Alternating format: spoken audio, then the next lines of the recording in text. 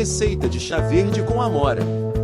Ingredientes: 1 colher de chá de folhas secas de amora, 1 colher de chá do chá verde, 150 de água fervente.